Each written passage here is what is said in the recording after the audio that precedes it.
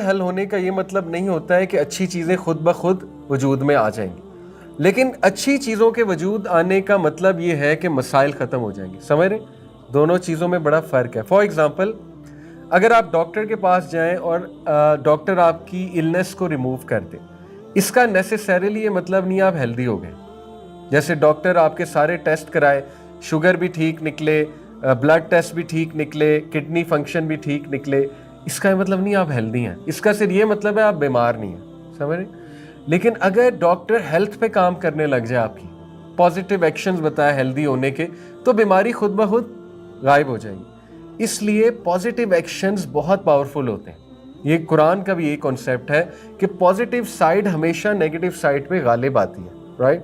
اور میں نے آپ کو گارڈننگ کی بھی مثال دی تھی کہ جب ایک بندہ گارڈننگ کرتا ہے، یعنی پرانے لوگ بہت زیادہ آپ کو پتہ ہے گارڈننگ کرتے تھے، اب تو ہم نہیں کرتے. تو گارڈننگ میں دو چیزیں ہوتی ہیں، سیڈنگ اور ویڈنگ. سیڈنگ کیا ہے؟ بیج بونا. ویڈنگ کیا ہے؟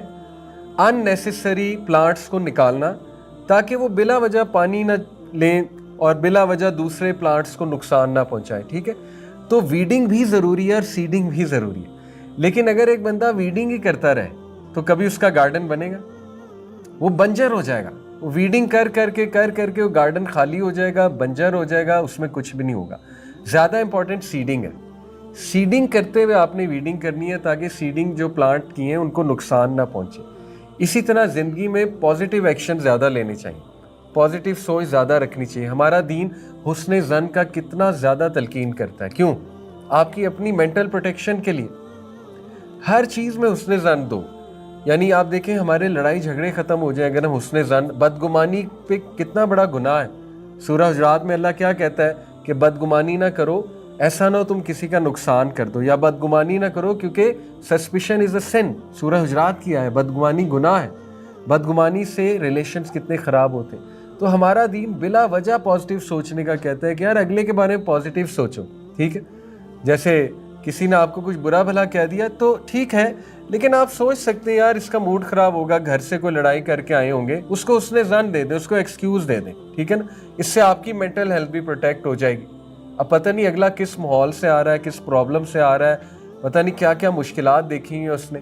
کئی لوگ آپ دیکھتے ہیں وہ بڑے کڑوے ہوتے ہیں، ان کی زبان بڑی کڑوی ہوتی ہے، لیکن جب آپ ان کا بیک گراؤنڈ دیکھتے ہیں تو یار آپ نوٹ کرتے ہیں انہوں نے بڑی اموات دیکھی ہوئی ہیں، انہوں نے بڑے کڑوے حالات دیکھے ہوئے ہیں، تو بیچارے شاید ان کڑوے حالات کی وجہ سے کڑوے ہو گئے. تو یہ حسن ظن ہے. اس سے کیا ہوتا ہے کہ آپ کی ڈیلنگ ان سے بہتر ہو جاتی ہے. اگر آپ پرسنل لیں گے کہ یہ مجھے ہٹ کیوں کر رہا ہے، یہ میرے ساتھ کڑواہٹ سے بات کیوں کر رہا ہے، وہ آپ خود بھی ٹینشن میں جائیں گے اور بلا وجہ آپ کی لڑائی بھی ہو جائے گی. تو آپ انہیں حسن ظن دیں. یہ پازیٹیو تھنکنگ ہے اور یہی گرین کیپ ہے. ٹھیک ہے؟ تو انٹرسٹنگلی دیکھیں، میں نے لاسٹ ٹائم آپ کو آتا سوالات کریں at the end. Most questions were about red cap. Red cap is about surviving, how to survive, how to solve a problem. اور آئی ڈونٹ بلیم یو اور مائی سیلف. ہم زیادہ تر سوال یہ کرتے ہیں کہ ایک پرابلم سے نکلنا کیسے، بجائے کہ یہ کہ ہم نے گرو کیسے کرنا ہے. سمجھ رہے ہیں؟ میں آپ کو کچھ مثالیں دیتا ہوں. دیکھیں زندگی میں دو اپروچز ہیں. ایک ہے repairing the worst things in life.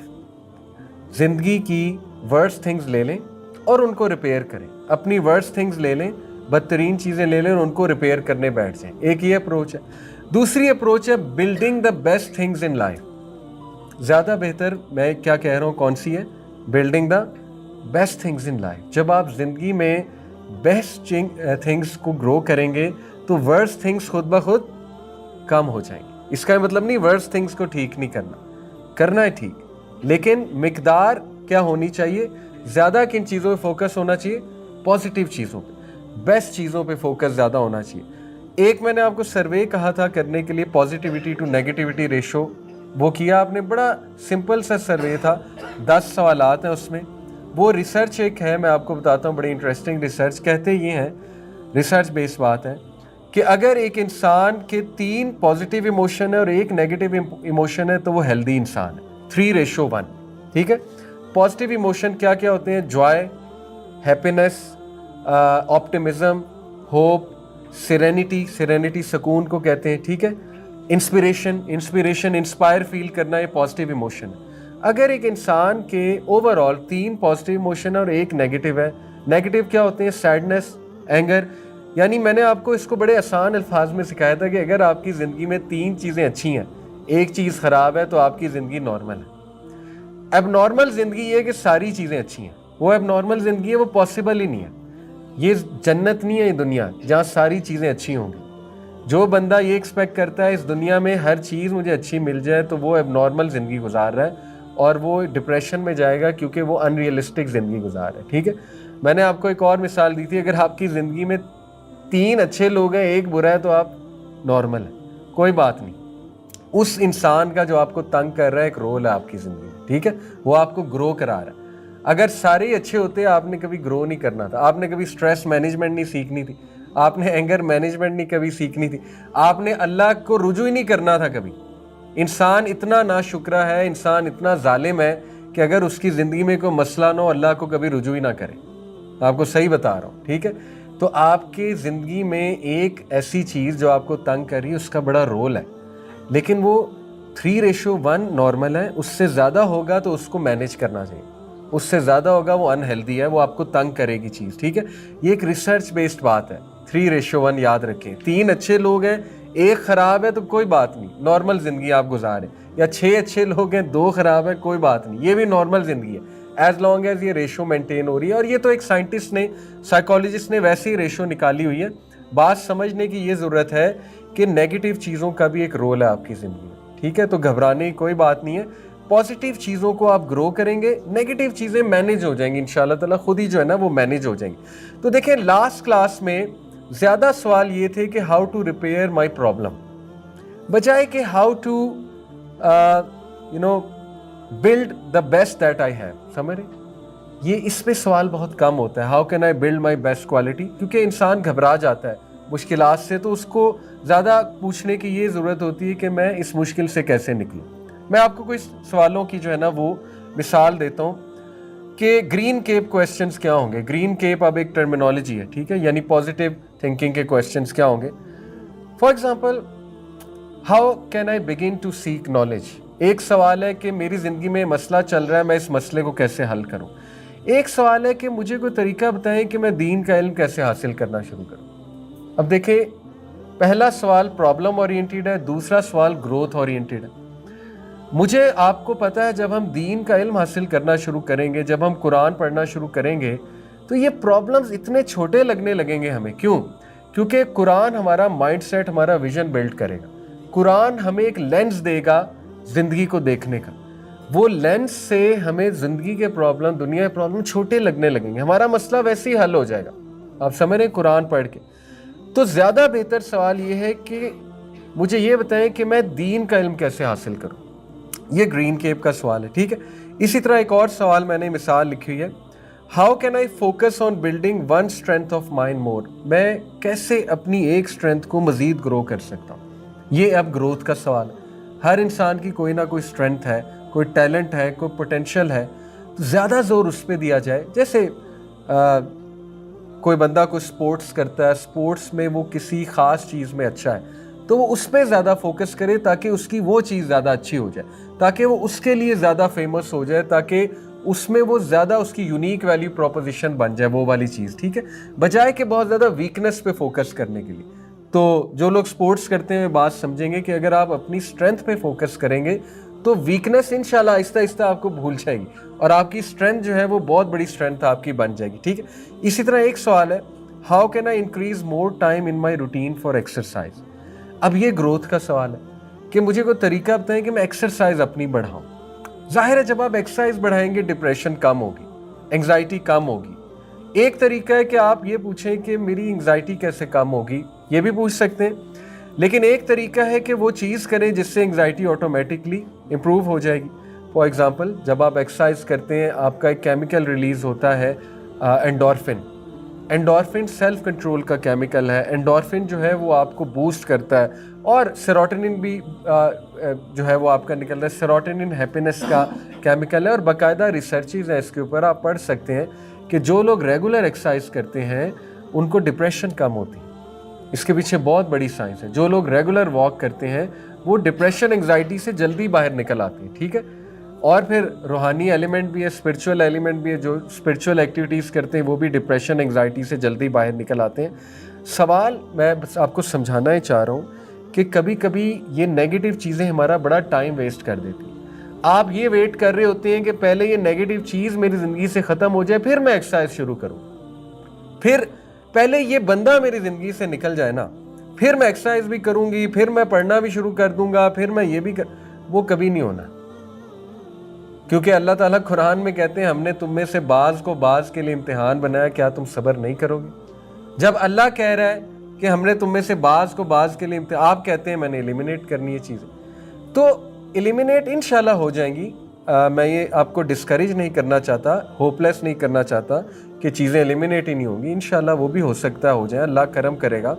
لیکن اگر آپ یہی سوچتے رہیں گے پہلے ایلیمینیٹ پھر پروڈکٹیوٹی, تو یہ کبھی نہیں ہونے والا. سوری, اس طرح زندگی نہیں گزاری جاتی ہے. پروڈکٹیو رہنا پڑتا ہے, کبھی کبھی اپنے آپ کو پک کرنا پڑتا ہے. وہ ایک پکچر تھی بڑی مزے کی, کسی نے مالٹا کاٹ کے اس کو ایسے بنایا تھا کہ وہ مالٹا اپنے آپ کو اٹھا رہا تھا, اپنے آپ کو اٹھا کے آگے چل رہا تھا. لٹرلی زندگی میں کبھی کبھی ایسے اپنے آپ کو پک کر کے آگے چلنا پڑتا ہے, ٹھیک ہے. اور اللہ تعالیٰ نے ہر انسان میں کیپیبلٹی رکھی ہے کہ وہ ایسا کر سکتا ہے. اللہ تعالیٰ نے ہمارے اندر سائیکولوجیکل امیونٹی بھی رکھی ہے, اور اللہ تعالیٰ نے ہمارے اندر فزیکل امیونٹی بھی رکھی ہے, جس سے ہم اپنے آپ کو پک کر سکتے ہیں. اب ہوتا یہ کہ شیطان وہ انسان کا کھلا دشمن ہے. اس کو جب نظر آتا ہے کہ یہ بندہ ڈپریسڈ ہے, تو پھر اس کے لیے وہ پیس آف کیک بن جاتا ہے. پھر وہ اس پہ مزید اٹیک کرتا ہے, اور پھر وہ اس کو ہوپ لیس اور وسوسے اور اوور تھنکنگ, اس کا بھی حل ہے اعوذ باللہ پڑھے بندہ, شیطان کے وسوسوں کو جھٹکنا سیکھے, ٹھیک ہے نا, اور اللہ تعالیٰ سے مدد مانگے. اور اللہ ضرور آپ کو کچھ سکھا رہا ہے. اگر اللہ تعالیٰ آپ کو ایک پرابلم سے گزار رہا ہے, اس کا ایک مقصد ہے, اس مقصد کو سمجھیں, ٹھیک ہے.